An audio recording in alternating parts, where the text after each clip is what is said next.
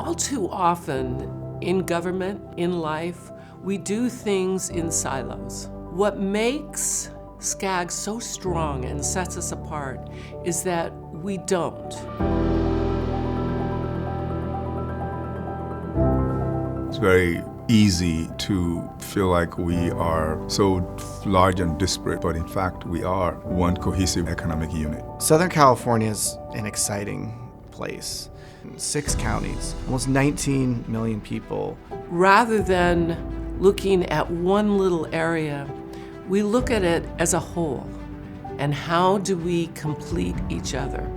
A lot of cities can't do that planning. They need SCAG. So if we can get all the cities to think regionally, it'll benefit not only those cities, but the whole region. SCAG is definitely at the forefront and has to be at the forefront because of all of your members representing governments that can help bring us together so that we can solve our problems. Anytime you can look at the bigger picture, you're going to have a better result, and that's what SCAG is so great at doing. Connect SoCal, which is our regional transportation plan sustainable community strategy, is one of the primary activities that we get to do at SCAG, and we do this every 4 years. We'll guide the work that we do on housing, the work that we do on sustainability, the work that we do on emissions reduction in transportation. It's a document that conditions everything else that we do at SCAG. The transportation commissions all work together. It works on bus routes, train routes. So it's very important to have regional planning so everything connects with each other. One of the new things we did this year that I think each of us has benefited from are the mobile workshops. There's so much I didn't know. And those mobile workshops gave us an opportunity to understand each other better. Jan has exemplified herself as one that understands what it means to be a regional leader and to think as one region. She brings a certain elegance and presence to her communication that makes it compelling, and she leads with her heart. If there's one thing that defines Jan, it's that when she commits to something, she comes at it full force. She genuinely hears and understands all sides of an issue and has an ability to really find that middle ground to bring all parties on board. Imperial County is one of the furthest in the area and don't often get a lot of input. Thanks to her style of leadership, we have felt included. She's always been level-headed, a collaborator. She knows how to bring us back on track. She's personable, she's cool, calm, and collected. She has a vision, and she connects us to that vision. The last year has been absolutely amazing, and I think part of what fed that amazement was coming out of COVID. Very hard to read people when it's on a Zoom call. Their body language, you don't know how they're feeling about something. So she's had a hell of a job being president virtually. Jan has a lot of passions, but I think the one that has helped define this year is certainly her interest in broadband. We learned there are communities that don't have broadband access. So that put them at a disadvantage, whether it was medical, education, employment. It was a magnifying glass on these weaknesses. If we could bring a broadband plan to the entire region, we would be able to build more inclusiveness, and it helped really strengthen our economic foundation for the region. If there was one theme for the last year, I'd say it was reconnecting. Being able to be back in person, having a regional conference and general assembly in person. Coming together as a region allows us to have a stronger voice, and that stronger voice becomes a tremendous advocacy capacity that most regions don't have. There's always this perception that somehow Southern California gets left out of the conversations in Sacramento, in Washington. One of the things that SCAG has done an exceptional job of this year is starting to change that conversation. In our community, we're about 175,000 residents. All of a sudden, we unite our voice to 19 million people. They can't help but listen to us in a different way. We want to always give the voice to our local communities when we advocate for funding, and as SCAG, we always want to prioritize ensuring that our cities and counties have that voice. As a former legislator myself, I know that SCAG's input is valuable to the legislature, is representative, literally half of the population of California, so when it speaks with one voice on an issue, it dramatically affects the way the legislatures think about laws that are impacting our region.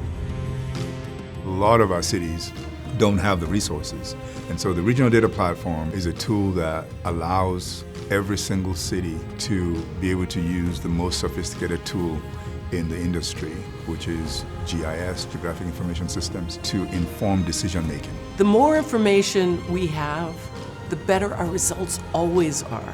Whatever they need, do they need to know where there are literal hot spots? Do they need to know where they need more trees? Do they need to know closer and more in-depth analytics of the demographics of their community? We have access to that all. SCAG is providing a platform for most of our member agencies. It's there to help us make our case for the types of funding we need so that we can address the needs in our community. SCAG can be a force multiplier for small cities like mine, right? Giving us the tools, giving us long-term insights, helping us shape some of our policy. They come alongside our city, they augment our city, they provide resources for our city to do better for our residents and all of our community members. Well, one of the main goals for SCAG is to be there for our local government, to allow a city technical assistant or the resources for them to do it either in-house or with third parties. We built this in partnership with Esri, and last year he was recognized with the Making a Difference Award. One other big assignment that we have that is really tied to Connect SoCal is the housing program. We put forth REAP, and that's Regional Early Action Planning. The REAP program is going to be a focus for us at SCAG for the next 2-3 years because it's a really huge infusion of resources. The REAP program is going to be funded by about $246 million in state funds, and those funds are intended to help with beyond just housing planning, but housing production. Well, in Los Angeles, it is reported that we need over 500,000 units of housing. I really think the only way to get that done is to have a regional approach. For years, SCAG has been thinking about how to better connect transportation and land use and housing planning, but we never had the resources to do that. The loss of Carmen Ramirez this year hit us all very hard. Carmen was one of those human beings that we all have the opportunity to learn from. She took such pride in what we could achieve, and she wanted to make sure that we lifted everyone. The passion that she left us with for thinking differently about the work that we do, how we reach out to different communities in a way to ensure that all voices were heard, will have an impact not just on the next year, but for years ahead. I don't know that a day passes that we don't have reasons to remember Carmen. She was a very transformative leader. She was going to be our incoming president. She cared very deeply about people. Carmen was a friend to everybody. I think she didn't just ask you how you were, she wanted to really know how you were doing. I can't say enough about Carmen. I know that we'll continue to miss her. I'm really proud that we're going to be able to recognize her as president of SCAG for the next year. I feel like what we do with that loss is probably more important now than ever.